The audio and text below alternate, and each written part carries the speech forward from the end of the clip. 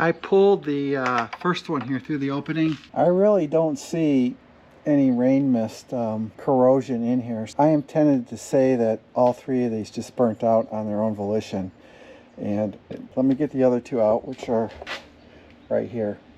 Okay, and I'll be back.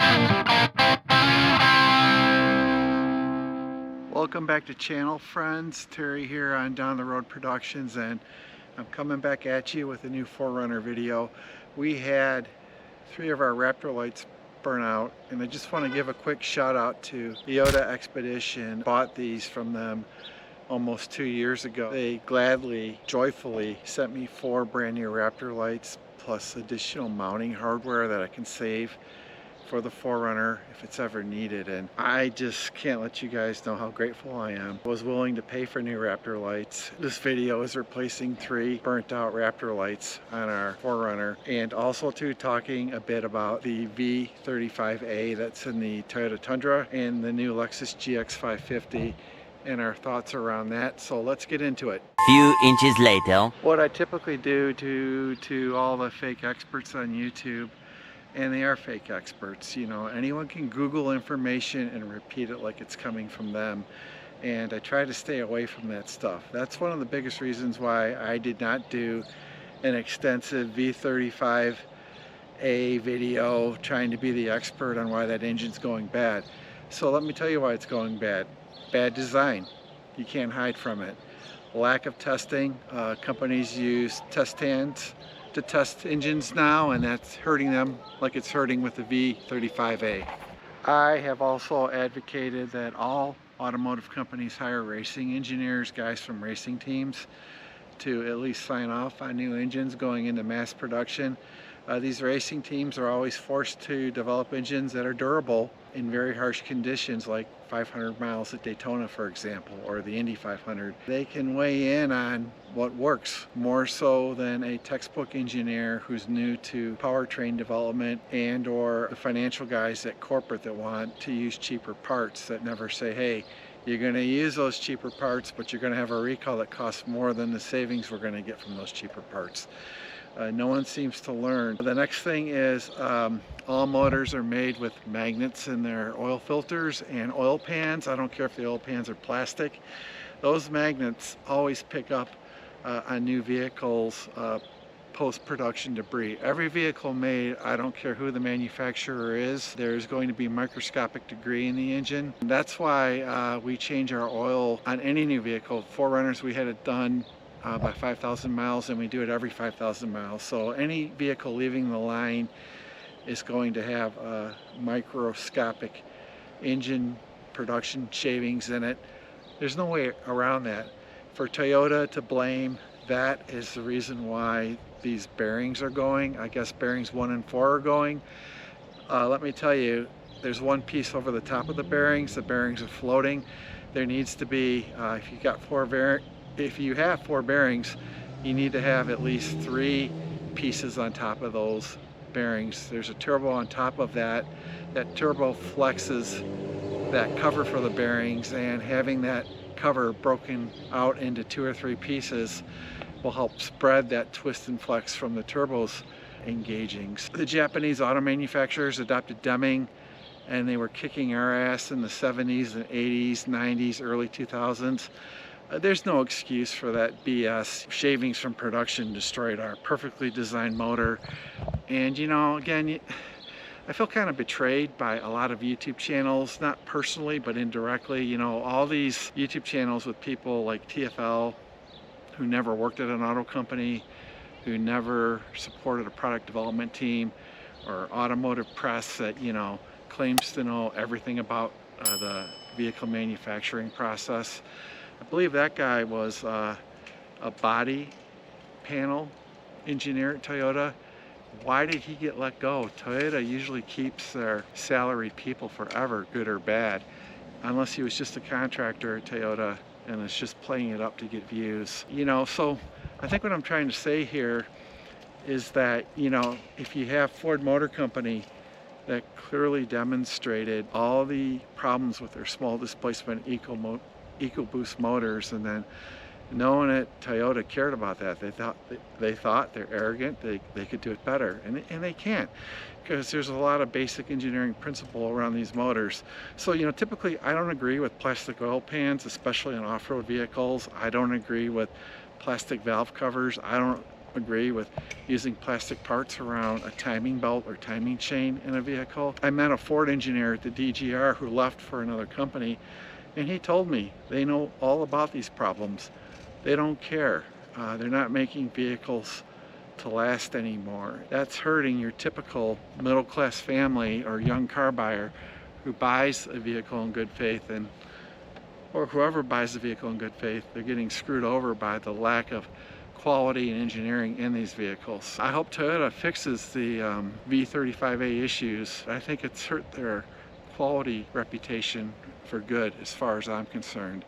The only way to save the Tundra is to bring back the V8 motor in the Tundra, and the only way to save the GX550 and 4Runner is to bring back that 4-liter V6 and maybe give it some more power. So those are our thoughts on the powertrain crisis at Toyota. And the only other thing I want to say is DEI forces you to hire maybe not the right person with the right background to properly engineer your vehicles. It's like that elevator from the first Speed movie, where it was a perfect mix of people on the elevator, and the one coward on the elevator was a white guy. And I'm just tired of this, you know. Detroit is full of people that love cars, that work on cars. I've got good friends. They're like me. You know, none of us are certified mechanics, but we understand and are very passionate about cars and motorcycles, and sometimes it feels like we know more than they do at these companies.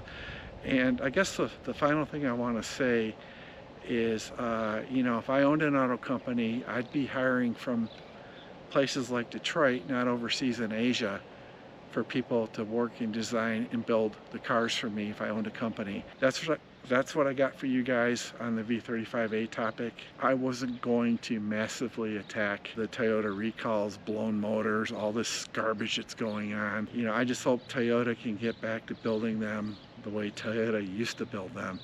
The only save for the Tundra is bringing back the V8, and the only save for the GX550 and new 4Runner is bringing back the 4-liter V6 with improvements. All right, guys, let's get into the Raptor light replacement pretty quick from here on out. Let me know if you agree with me. I'm just speaking from me right here, Detroit area, very passionate about automotive engineering, car building, truck building, having many friends and acquaintances that work in the automotive industry, and just, you know, I've been around it my whole life, and I would love to hear what you guys think about what I just said. Let's do the Raptor lights now. I just want to take another moment to thank Yota Expedition. We appreciate you here from On Down the Road Productions, and you're our go-to for any of our 4Runner upgrades from here on out for 99% of everything. So here we got a new harness that I can keep as a backup. We got 4 Raptor lights, so 3 of these will go on, and this will go with my other new Raptor light as a backup.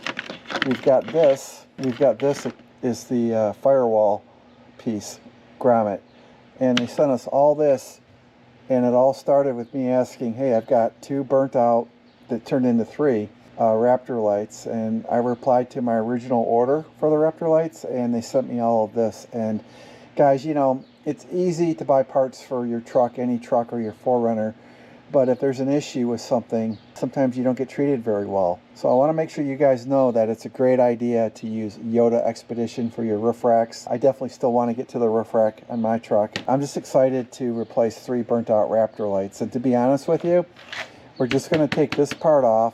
Here's a Toyota clip right here. You just push in on it and it pulls right out. And this clip here, because I lost a couple of my Toyota clips, you just put a little wedge piece in here and pop it up, and then it'll come out too.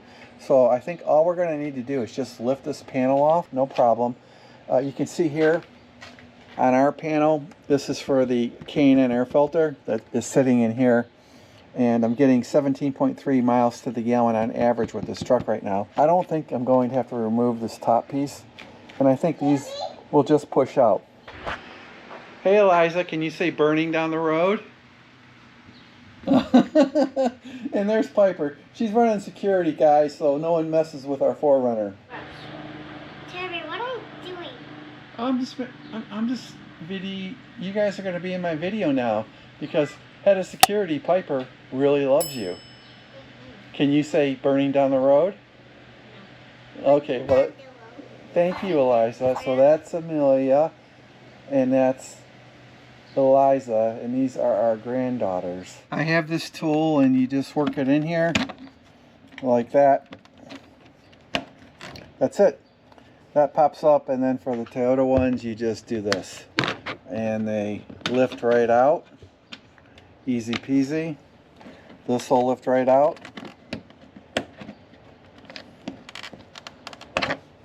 Easy peasy. And I'll go ahead and do the rest of these here. Won't take me long. A quick look at everything. All those plastic clips are pulled out, and this will just come right out like that. See? Pretty easy stuff.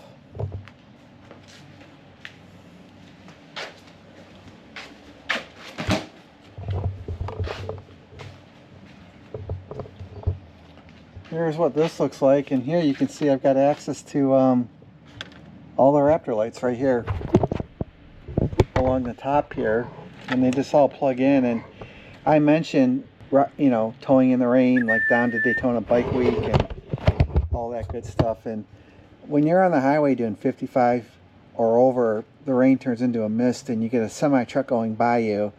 I'm thinking the rain mist is what made these lights go out, or the lights just went out. LEDs typically last a long time. I'm going to replace 3 of them. It shouldn't take long, and I should be able to push them through in and out here without taking this piece off right here. The things are holding together pretty well here on this 4Runner. It's rust free. I see some road, right? It's kind of rubbed here and here, probably from being driven. Other than that, this truck is over 2 years old and it's like new. Very, very nice, like new. All right, so let me go on to the next stage here, folks. Okay, this one here I just pushed forward and it popped forward. I'm going to push the next 2 here out as well, and then pull them through and attach the new Raptor lights, 3 new Raptor lights. I pulled the first one here through the opening, and I really don't see any rain mist corrosion in here. I am tempted to say that all 3 of these just burnt out on their own volition. Let me get the other 2 out, which are right here. I have a zip tie right here I forgot about, so let me just take care of that. All right, that's done. And I loosen the second one. Just gonna pull it through. When it gets to this right here, just gotta play with it a little bit to pull it out. There you go. All right, this one just kind of pulled apart on me. I know it's bad, and again, no rain mist damage. This is another bad Raptor light.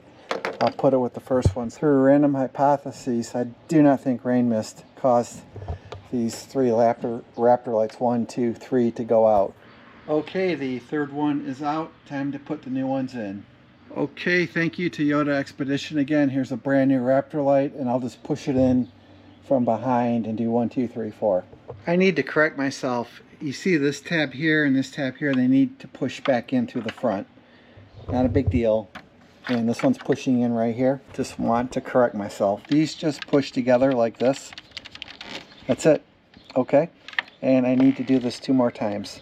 These are the 3 bad Raptor lights, of course, that have come out of the vehicle, and I just let these pull apart here. I know they're bad. Things are moving along quickly. Here are the final 2 to go in. I'll put the cover back on, and we will wrap up this video.